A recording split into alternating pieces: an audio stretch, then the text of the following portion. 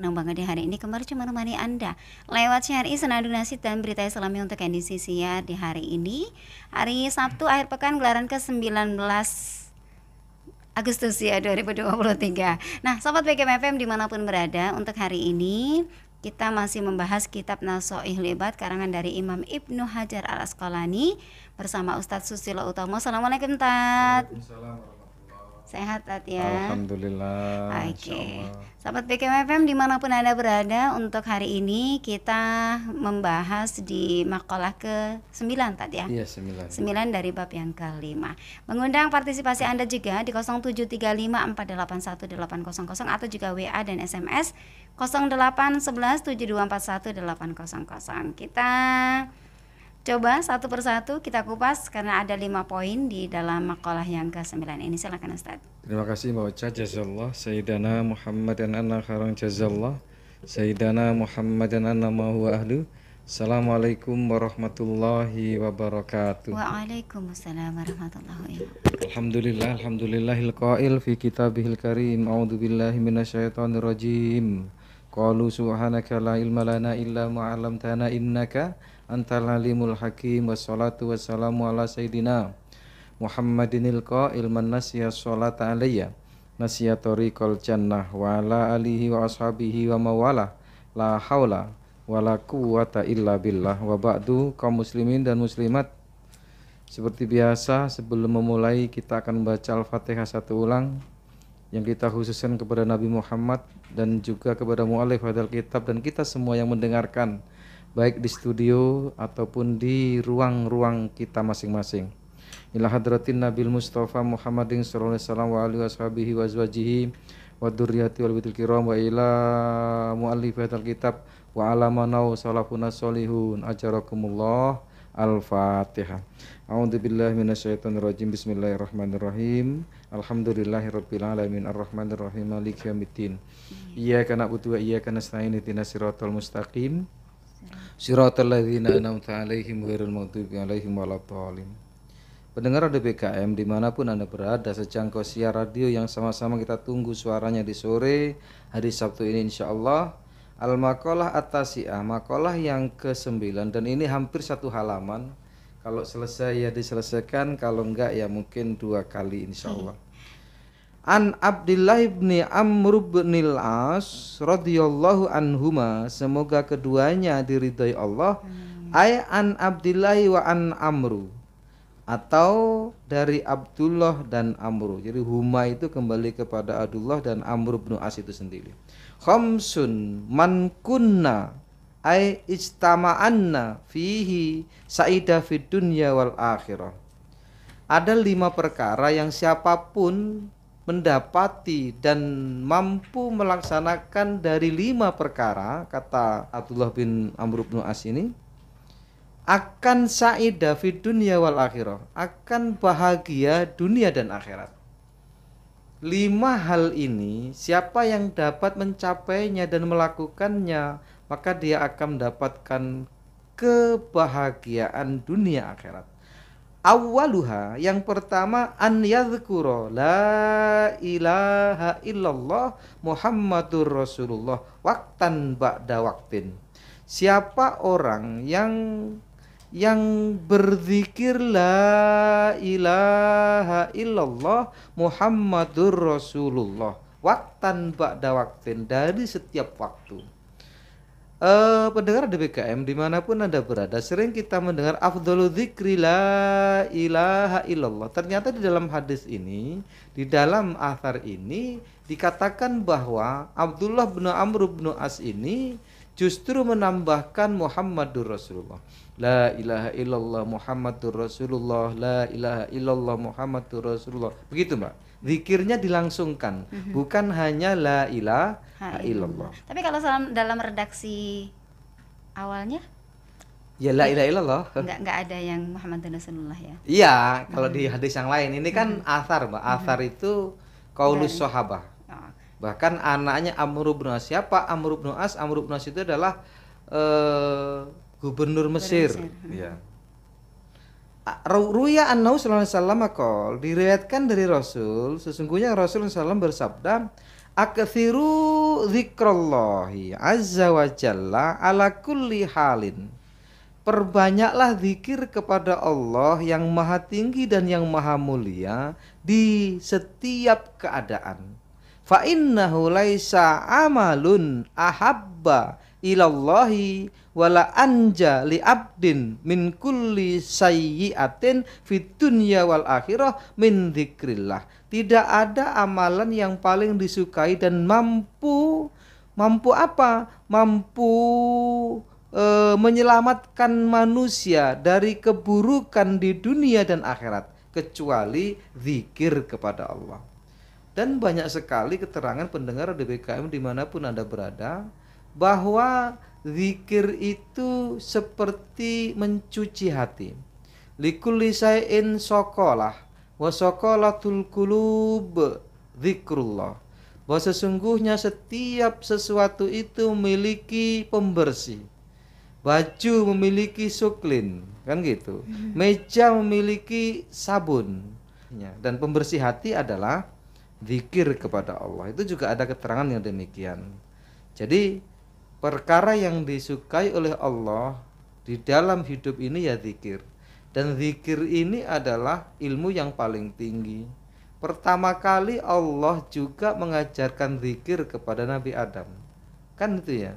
Wa 'allama Adamal asma'a kullaha. Dan Allah kemudian mengajari Nabi Adam nama-nama. Nah, saat Allah mengajari Adam nama-nama itu zikir sebenarnya. Hei Adam, sebutkan itu gajah. Kemudian Adam ngomong gajah gitu. Sama halnya seorang ibu mengajari anak berbicara, itu ibu akan mengucapkan dulu, nah itu kakek gitu anaknya. Itu zikir itu. Ilmu zikir itu ilmu paling tua. Dan amal soleh itu ya zikir. Karena bagaimanapun yang terjadi di seluruh ibadah ya zikir. Mau ke kamar mandi perlu ilmu zikir. Apa? Doa masuk kamar mandi. Mau bercermin juga zikir, apalagi mau bepergian juga zikir. Di dalam sholat ada zikir. Membaca Al-Quran itu juga zikir.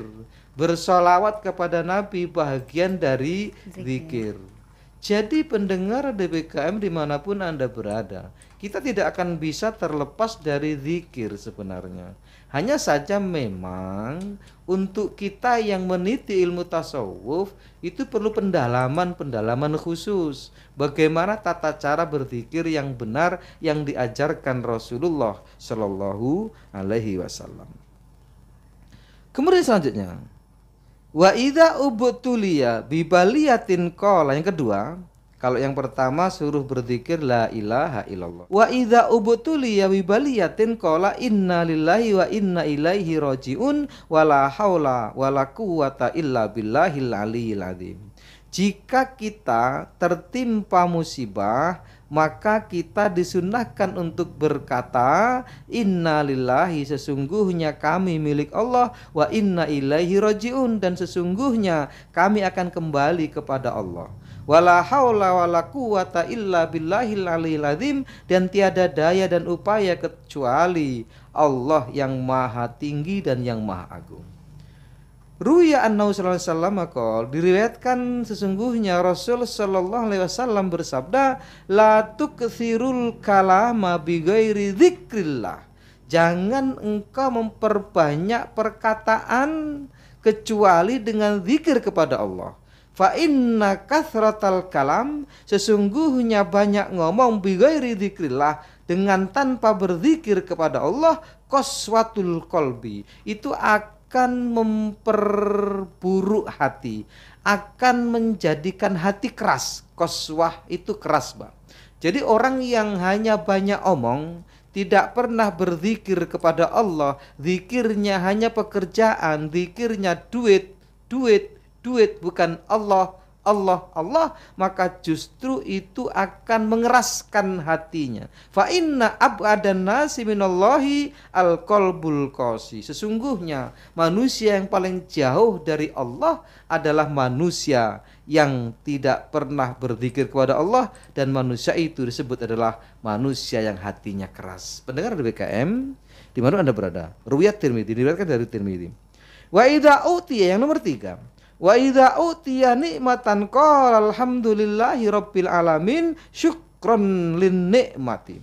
Dan jika diberi kenikmatan, tadi diberi bala, diberi kesulitan, inna lillahi wa inna ilaihi rajiun. Ketika diberi nikmat oleh Allah, dia berkata alhamdulillahi rabbil alamin, diteruskan syukron lin nikmati. Atau ini sekedar tambahan syarah bahwa dengan berucap alhamdulillah itu bahagian dari bersyukur atas nikmat. Walaupun nanti tidak hanya sebatas alhamdulillah, pendengar.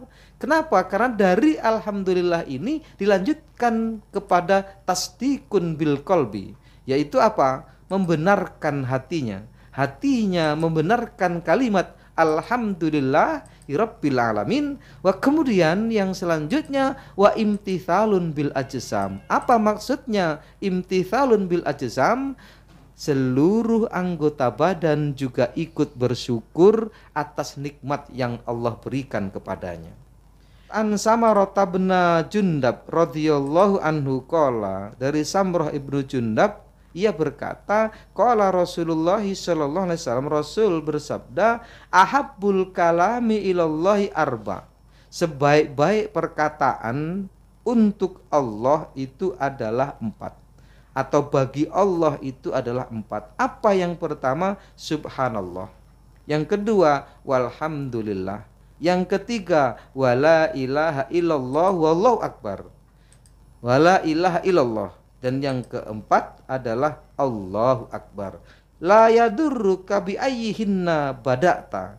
Tidak mengapa dan tidak menjadi masalah dimanapun engkau memulainya, atau kalimat yang mana yang engkau mulainya. Dari yang Allahu Akbar boleh, setelah Allah Akbar la ilaha illallah, kemudian alhamdulillah, kemudian subhanallah boleh.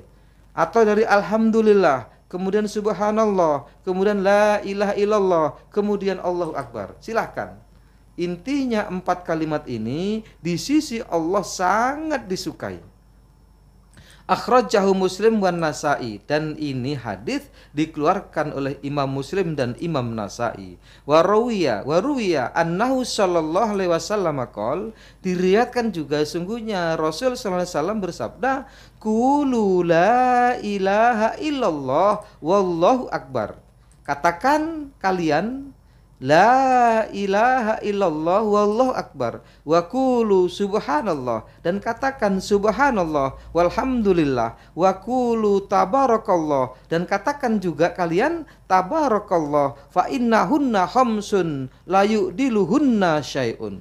Dan 5 kata-kata tadi seperti la ilaha illallah, Allahu akbar, subhanallah, alhamdulillah, tabarakallah, 5 kalimat ini tidak ada yang sebanding dengannya. Tidak ada yang bisa mengalahkan di sisi Allah. Bahkan nanti saat timbangan digelar, timbangan amal kita akan ditimbang, mana yang lebih baik, mana yang lebih buruk, di mana yang buruk, bagaimana yang buruk, bagaimana yang baik, berat yang mana, apa yang baik atau yang buruk. Nanti kalimat-kalimat ini yang pernah kita lontarkan, yang pernah kita zikirkan di dunia ini akan menjadi pemberat amal yang soleh, insya Allah.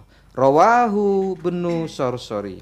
Wa idza, yang keempat, wa idza ibtada'a fi syai'in qala bismillahirrahmanirrahim. Dengan ini yang keempat adalah saat memulai sebuah pekerjaan, dia memulai dengan mengatakan bismillahirrahmanirrahim. Ini pendengar DBKM dimanapun Anda berada. An Abi Hurairah, ini hadis dari Abu Hurairah radhiyallahu anhu qala Rasulullah sallam, kullu mri'in dzibalin la yabda'u fihi bihamdillahi fa huwa aqta. Rasul bersabda bahwa setiap perkara itu ada kebaikan, lalu dalam melaksanakan kebaikan itu tidak dimulai dengan bismillah dan alhamdulillah, maka urusan pekerjaan itu akan terputus, nggak ada lagi. Kita mau berangkat berjalan di jalan Allah, kita mau ke pasar itu membeli sesuatu untuk kepentingan hidup hari itu. Tetapi dia tidak memulainya saat berangkat dengan bismillah, maka pekerjaan yang niatnya baik itu akan terputus. Tidak ada nilai ibadahnya. Di sini pentingnya zikir tadi. Mau berangkat ke pasar berzikir, mau berangkat ke mall berzikir, mau berangkat menemui saudara berzikir dulu. Dengan zikir apa? Dengan zikir Bismillahirrahmanirrahim. Kalau tidak, maka amal yang niatnya baik tadi akan menjadi sia-sia. Kenapa sia-sia? Karena aqta, dia akan terputus. Akhraj Ibnu Hibban, diriwayatkan itu semua dikeluarkan dari Ibnu Hibban.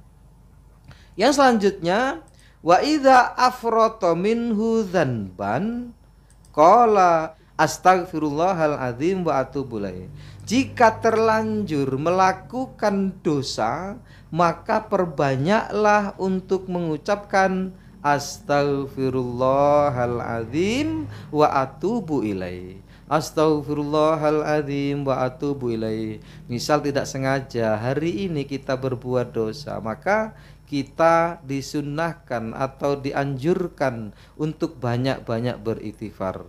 Kan Rasul juga bersabda tuh di hadis yang lain yang tidak dinukil dalam kitab ini. Las-saghair bil istimrar walal kabair bil istighfar. Tidak ada dosa kecil yang ketika dosa kecil itu ditumpuk-tumpuk kecil-kecil. Karena terus dia melakukan dosa kecil, maka tidak ada dosa kecil, yang ada akan menjadi dosa besar. Walal kabair bil istighfar. Tidak ada dosa besar kalau kita selalu istighfar kepada Allah Subhanahu wa taala. Kenapa? Karena yang dapat menghilangkan dosa-dosa kecil adalah dengan istighfar. Dan insya Allah dosa-dosa besar pun saat kita melakukan istighfar tanpa waktu, ala waktin, baina waktin, waktan kana, fi ayyi waktin kana, terus beristighfar kepada Allah, maka sungguh insya Allah dosa besar pun akan menjadi hilang.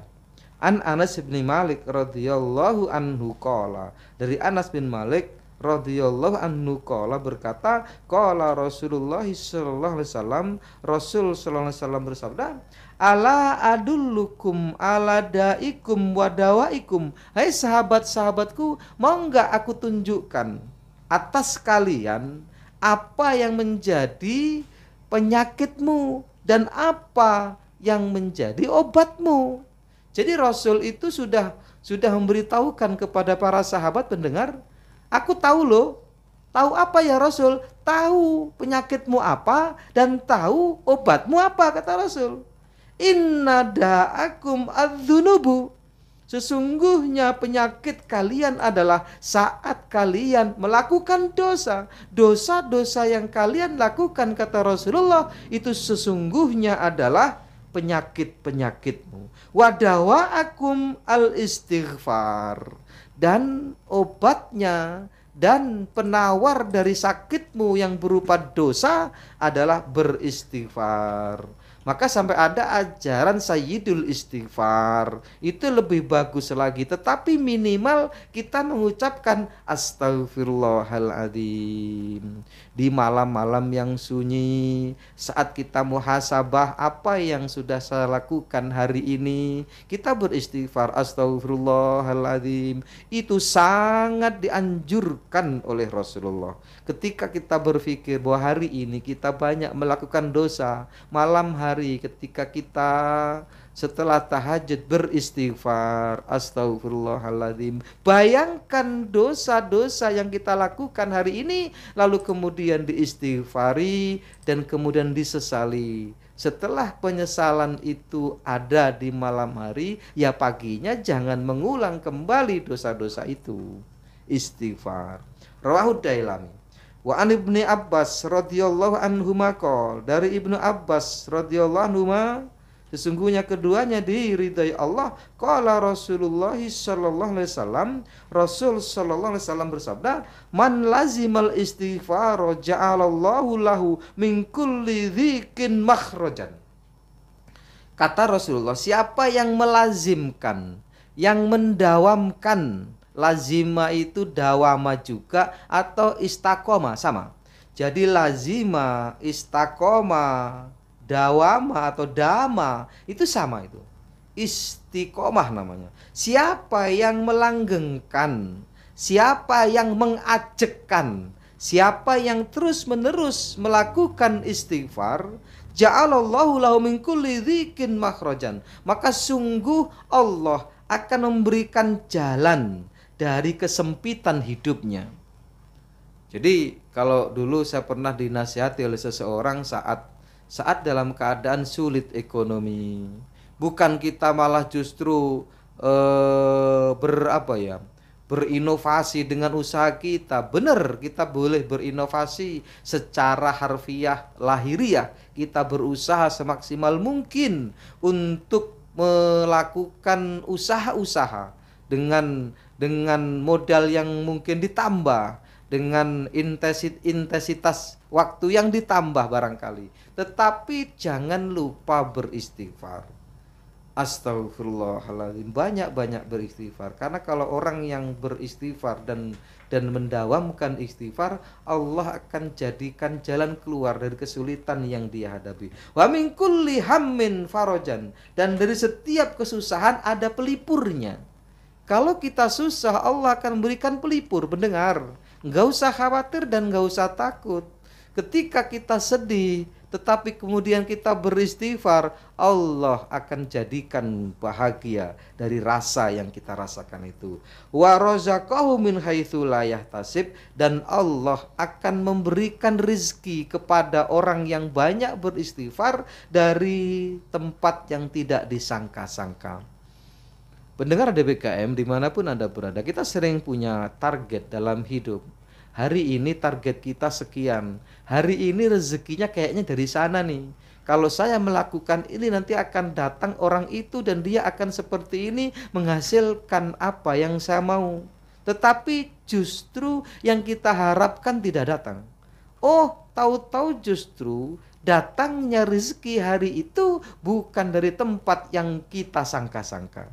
Yang kita sangka justru tidak datang, yang tidak kita sangka justru datang. Hasil dari apa itu semua? Hasil dari kita mengistiqomahkan istighfar. Maka banyak ulama ketika datang ke tempat beliau-beliau itu, ketika orang mengeluh tentang rezeki, tentang sulitnya hidup, mereka bukan memberikan apa-apa, bukan memberikan rajah untuk disimpan di celana, untuk disimpan di laci saat dia berjualan, tidak. Tapi disuruh memperbanyak zikir, yang zikir itu adalah istighfar. Kapan dilakukan? Kapan dilakukan? Dilakukan di malam hari saat orang-orang tertidur.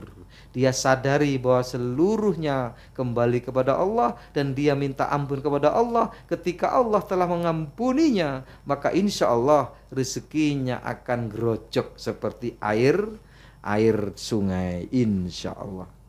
Iya, Masya Allah. Rawahul Imam Ahmad wa Abu Daud wa Ibnu Majah. Wa an Abi Bakrin As-Siddiq radhiyallahu anhu anna Nabi sallallahu alaihi wasallam qol. Dari Abu Bakar As-Siddiq, sesungguhnya Nabi sallallahu alaihi wasallam bersabda, "Alaikum bila ilaha illallah."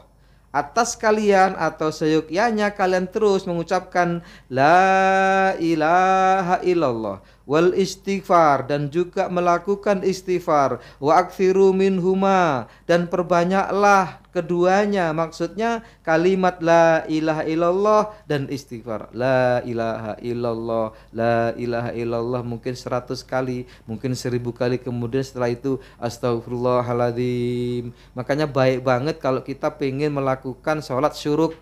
Sholat syuruk itu memang syaratnya adalah sholat subuh berjamaah di masjid. Lalu dia tidak pulang, duduk berzikir sampai menunggu matahari terbit sempurna, baru kemudian dia sholat syuruk. Nah, di saat menunggu syuruknya matahari, dia berzikir. La ilaha illallah mungkin 1000 kali, istighfarnya mungkin 1000 kali. Coba dicoba dulu. Apa yang akan terjadi? Kesulitan ekonomi, kesulitan dari tempat-tempat yang memang kita dibuat sulit. Mungkin ada masalah yang belum selesai. Anjurannya bukan ke dukun, anjurannya bukan mencari orang pintar, tapi anjurannya justru kita banyak berzikir. La ilaha illallah dan astagfirullahaladzim.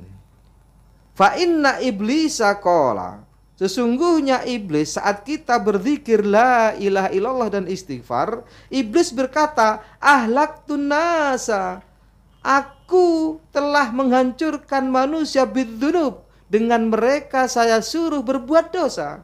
Wa ahlakuni, dan mereka manusia itu akan menghancurkan aku bila ilaha illallah wal istighfar.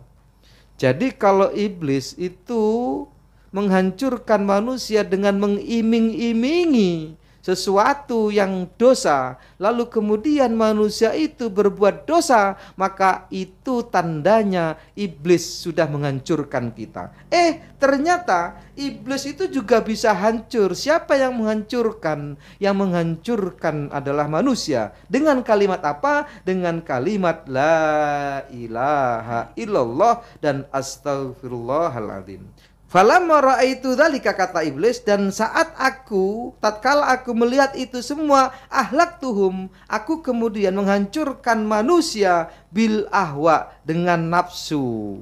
Jadi kemudian begitu mereka hancur, bangkit lagi, kemudian membisiki manusia untuk berbuat menturutkan hawa nafsu. Wahum yahsabuna annahu muhtadun, dan karena bisikan-bisikan saya itu mereka seakan dihidayai. Jadi bahasa ini kalau dikaji ilmu tasawuf luar biasa ini.